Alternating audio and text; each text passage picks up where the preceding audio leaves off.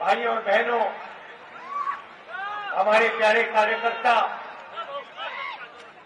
आप सबका यहां बहुत बहुत स्वागत। नमस्कार।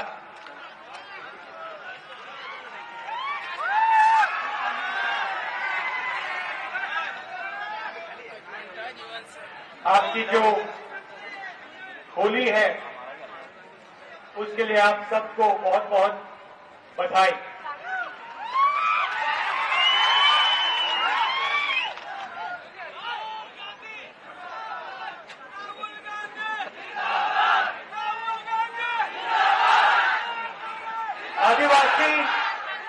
आदिवासी और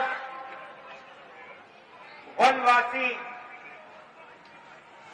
शब्द में फर्क आप लोग जानते हैं?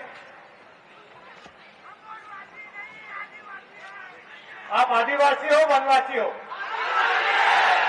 तो आप कहते हो कि हम आदिवासी हैं, इसका मतलब क्या है? हाँ?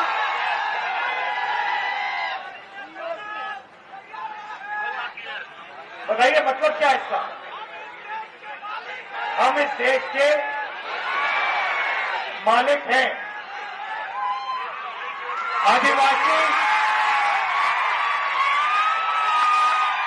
आदिवासी शब्द का मतलब देश के ओरिजिनल मालिक।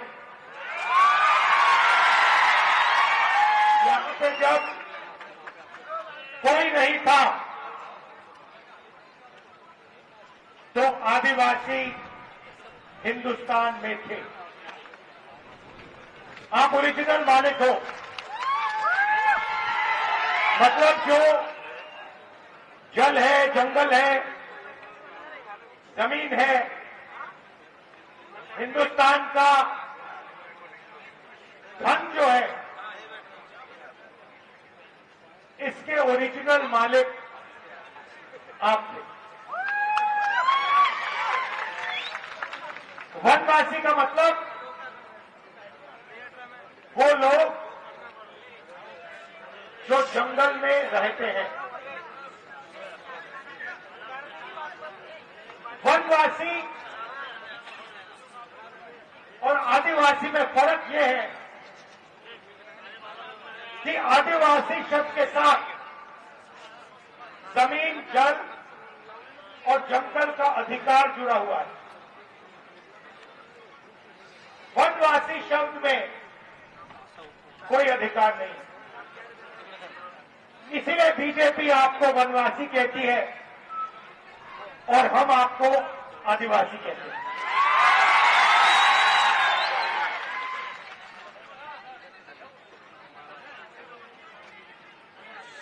हिंदुस्तान का जो आइडेंटिटी कार्ड है, आधार कार्ड, जिससे हिंदुस्तान के हर नागरिक को आइडेंटिटी मिलती है, देश को पता लगता है ये है कौन, उसको हमने यहां लागू क्यों किया? आदिवासी डिस्ट्रिक्ट में क्यों लागू किया? क्योंकि हम आपको मैसेज देना चाहते थे कि आप इस देश के ओरिजिनल मालिक हो और ये जल, जंगल और जमीन ये आपका था और आपसे ये लिया गया। और अगर ये आपका था तो जमीन पर, जल पर और जंगल पर आपका हक बनता है।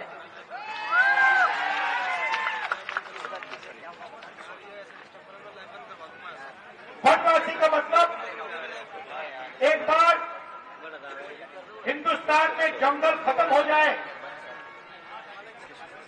तो फिर आदिवासी कहीं के नहीं रहे। बीजेपी आपसे कहती है आप वनवासी हो, कहती है ना, और फिर जंगल को, वन को खत्म करती रहती है, अडानी को देती जाती है। आज जंगल जमीन जो है वो अदानी जैसे अरबपतियों को चला जाएगा और फिर बीजेपी आपको कहेगी भैया आप वनवासी हो, वन तो रहा ही नहीं, तो अब जाके सड़क पे आप लोग भीख मांगो, मजदूरी करो। देश आपका नहीं है। आप जानते हो नरेंद्र मोदी जी ने हिंदुस्तान के सबसे बड़े 20-25 अरबपतियों का कितना कर्जा माफ किया है? आप जानते हो? कोई बता सकता है मुझे? बोलो बोलो ना। कितना?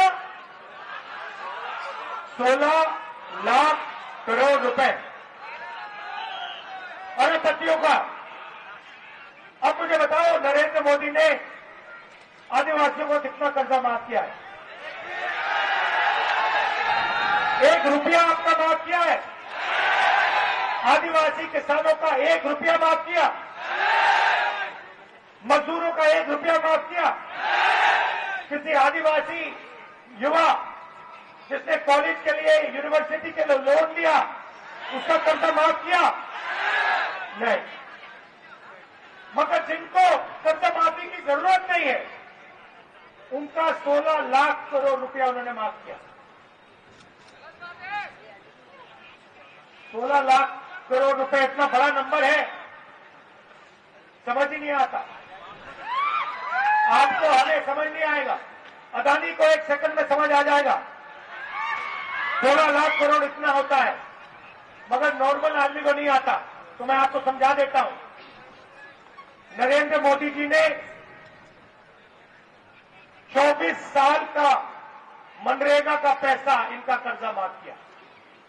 अगर आप हिंदुस्तान का पूरा मनरेगा का पैसा साल का जोड़ें तो 65,000 करोड़ रुपए बनता है। 24 साल का पैसा इन्होंने 20-25 अरबपतियों का कर्जा माफ किया। 24 साल मनरेगा का पैसा माफ किया है 20-25 लोगों। 22 लोग हैं हिंदुस्तान में, उनमें से अदानी है, अंबानी है, नाम आप जानते हो। उनके पास उतना ही धन है जितना हिंदुस्तान के 70 करोड़ लोगों के पास। एक तरफ 70 करोड़ लोग, उसमें आदिवासी, दलित, पिछड़े वर्ग के लोग, गरीब जनरल कास्ट के लोग, और दूसरी तरफ 22 लोग, सिर्फ 22 लोग। उनके पास airport, port, infrastructure, mobile phone, defence की इंडस्ट्री, सारा का सारा हिंदुस्तान उनके हाथों में, 22 लोगों के हाथों में। उनका कर्जा माफ होता है, सब कुछ उनके लिए किया जाता है, और बाकी हिंदुस्तान देखता रहता है। देश में आदिवासियों की आबादी कितनी है बताओ?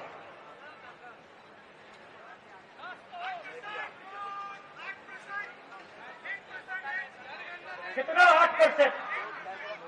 तो सवाल भागीदारी का है और कोई सवाल नहीं है। आपकी आबादी 8%, क्या आपकी भागीदारी 8% है? मैं आपको बताता हूं आपकी भागीदारी के बारे में। ये मीडिया वाले बैठे हैं, कैमरा लिए।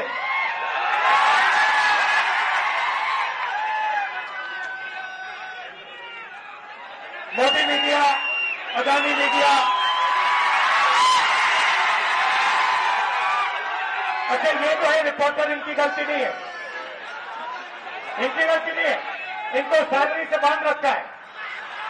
अगर इन्होंने कुछ कहा तो भाई आउट कर देंगे। आप हिंदुस्तान की मीडिया कंपनी की मालिकों की लिस्ट निकालिए, 30-40 होंगे, और फिर बड़े बड़े एंकर्स की लिस्ट निकालिए, बड़े रिपोर्टर्स की लिस्ट निकालिए।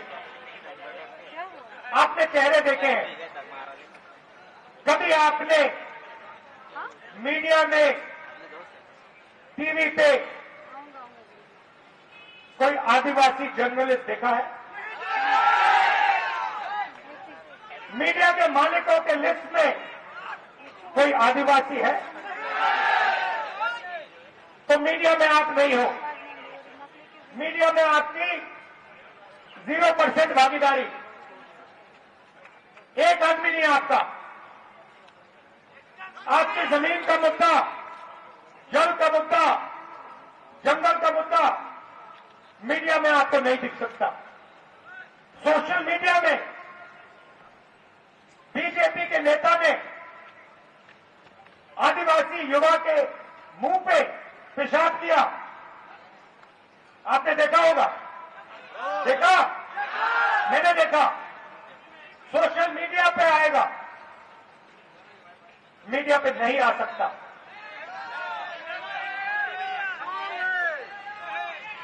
ठीक है, आप कहोगे भैया मीडिया में हम नहीं चाहते भागीदारी। मैं कहता होनी चाहिए। शायद आप कहो नहीं, हमें नहीं चाहिए। चाहिए नहीं चाहिए? चाहिए। तो ठीक है, मीडिया से हटकर बात करते हैं।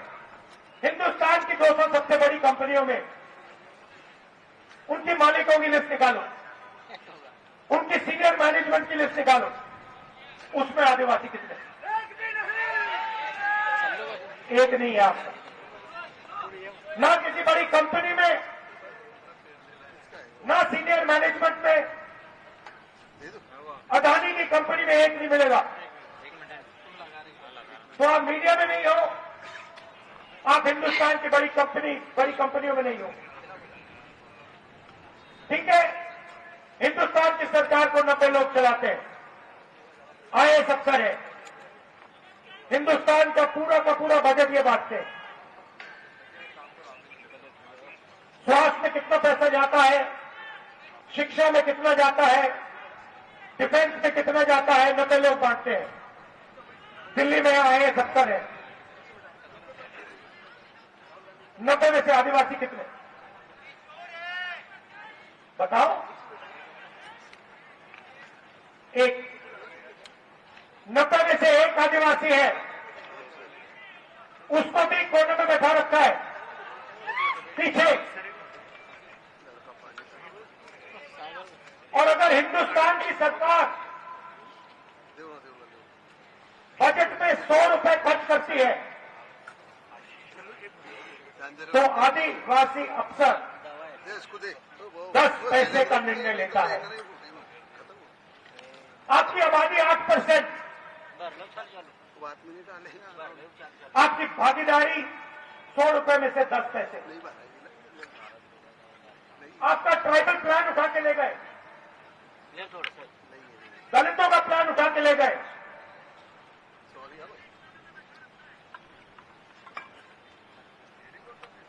जहां भी देखो हिंदुस्तान में आपके खिलाफ अन्याय हो रहा है। जमीन किसकी जाती है? आदिवासी की जाती है। बड़े बड़े प्रोजेक्ट बनते हैं। अभी मैं गुजरात से आया।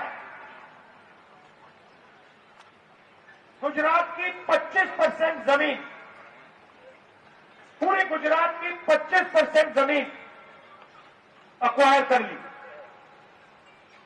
अक्वायर कहां से हुई?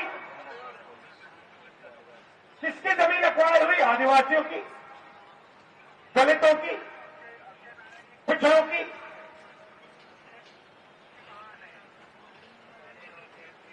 जहां भी देखो अक्वायर होगी तो आदिवासी की जमीन जाएगी, पानी जाएगा तो आदिवासी का पानी जाएगा। जल जाएगा तो आपका जल जाएगा, जंगल जाएगा तो आपका जाएगा, जमीन जाएगी तो आपकी जाएगी। आपसे कहते हैं विकास हो रहा है, किसका विकास? कैसा विकास? आपकी भागीदारी तो है ही नहीं। Public school, private school, college, university देखो, उनके मालिकों की लिस्ट निकालो, उसमें आपका एक आदमी नहीं है। प्राइवेट अस्पतालों की लिस्ट निकालो, उसमें आपका एक आदमी नहीं है। मालिकों में आपको एक नहीं मिलेगा। 8% आबादी है। तो ये हम बदलना चाहते हैं, इसलिए हमने न्याय यात्रा की है। और ये सिर्फ आपके खिलाफ नहीं हो रहा, ये हिंदुस्तान के सब गरीब लोगों के साथ हो रहा है। आप 8% हो, दलित 15% है, पिछड़े 50% है, सबके साथ ये हो रहा है। आपके साथ ज्यादा हो रहा है, दलित भाइयों के साथ ज्यादा हो रहा है, मगर सबके साथ हो रहा है। इसलिए मैंने कहा कि 2 काम करने हैं। सबसे पहले सबकी गिनती करनी है इस देश में, किस वर्ग के कितने लोग हैं, आदिवासी कितने हैं, दलित कितने हैं, वो 1% है, मगर उसका पक्का पता लगाना। 8% है, 10% है, 12 है, कितने हैं, तो सबकी सबसे पहले गिनती करनी है। उसके बाद गिनती करने के साथ इकोनॉमिक और फाइनेंशियल सर्वे, यह पता लगाना है कि हिंदुस्तान की बड़ी बड़ी कंपनियों में, हिंदुस्तान की संस्थाओं में, हिंदुस्तान की सरकारों में, प्राइवेट अस्पतालों में, ब्यूरोक्रेसी में आदिवासियों की कितनी भागीदारी है। क्या 8% है या नहीं है? और अगर नहीं है तो फिर 8% कम से कम होनी चाहिए और होगी। इसलिए मैं हर मीटिंग में कह रहा हूं, जाति जनगणना, इकोनॉमिक और फाइनेंशियल सर्वे क्रांतिकारी कदम है और ये कदम कांग्रेस पार्टी अपने मैनिफेस्टो में डाल दी है और जैसे हमारी सरकार आएगी हम इसको पूरा करके आपको दे देंगे। दूध का दूध, पानी का पानी हो जाएगा। चोट लगती है, डॉक्टर के पास जाते हो, पहले कहते हो भैया चोट लगी, डॉक्टर कहता है एक्सरे कराओ, कहता नहीं कहता? हम हिंदुस्तान का एक्सरे कराना चाह रहे हैं। हमें मालूम है कि आदिवासियों को, दलितों को, पिछड़ों को, गरीब जनरल कास्ट के लोगों को चोट लगी है, सबको मालूम है। अब पता लगाना है कितनी चोट लगी है और किसको लगी है। एक्सरे कराना है, एमआरआई कराना है। यही है जाति जनगणना, इकोनॉमिक सर्वे, फाइनेंशियल सर्वे, इंस्टीट्यूशनल सर्वे। दूसरा वायदा हमने किया, किसानों को लीगल एमएसपी, कानूनी एमएसपी, कम से कम दाम गारंटी करके कांग्रेस पार्टी हिंदुस्तान के किसानों को देने जा रही है।